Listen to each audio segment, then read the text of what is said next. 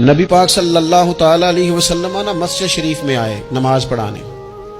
بہت سارے لوگ نا بچپن سے بڑی محبت والے ہوتے ہیں، چھوٹے ہوتے بڑے پیار والے ہوتے ہیں، عشق لگا سی کھیڈاں کھیڈ دی دو۔ چھوٹا سا بچہ حضور مسجد میں آئے نماز پڑھانے تو نبی کریم علیہ السلام نے اپنے نالین مبارک اتارے تو اس بچے نے فٹافٹ اٹھا لیے، اٹھا کے نا پھر اس نے وہ جوتے صاف کیے، صاف کر کے اپنے پاس رکھ لیے۔ حضور نماز پڑھا کے باہر نکلے، چھوٹی سی عمر ہے، اس نے حضور کے سامنے نا وہ یوں کر کے نالین شریف رکھے، کریم رسول نے پہن لیے، حضور مسکرا کے چلے گئے۔ کیسا نصیبوں والا بچہ ہے۔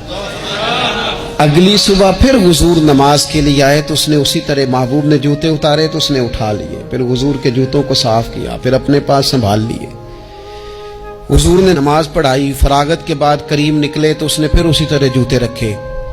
تیسرا دن ہوا، وہ یوں سامنے کھڑا ہے، حضور نے یوں مسکرا کے دیکھا، کریم نے دیکھا، محبوب نے جوتے اتارے، اس نے تھامے، صاف کیے، اپنے پاس رکھ لیے۔ حضور تکمیل نماز پر باہر نکلے، جوتے اس نے سامنے رکھے۔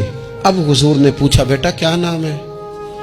یعنی حضور نے پوچھا، نبی کریم میں نے سنا ہے وہ بن سنور کر میری عیادت کو آ رہے ہیں، یہ دیکھو نا نرخ بازار محبت کا انوکھا ہی ہو گیا، نرخ بازار محبت کا انوکھا ہی ہو گیا، خود خریداروں میں شامل آ کے مولا ہو گیا۔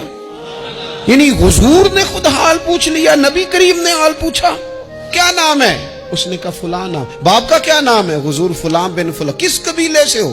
یا رسول اللہ فلانے قبیلے سے۔ فرمایا تمہیں کس نے کہا میرے جوتے اٹھاؤ، صاف کرو، پاس رکھو، جب نکلوں تو دو؟ عرض کرنے لگے حضور کسی نے بھی نہیں کہا، میرا دل کرتا ہے۔ یا رسول اللہ میرا دل کرتا ہے، مجھے کسی نے بھی نہیں کہا۔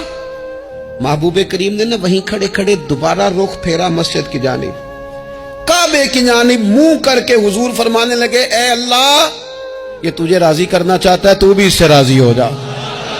اے اللہ جیسے یہ میری خوشی چاہتا ہے تو بھی اسے خوش کر دے۔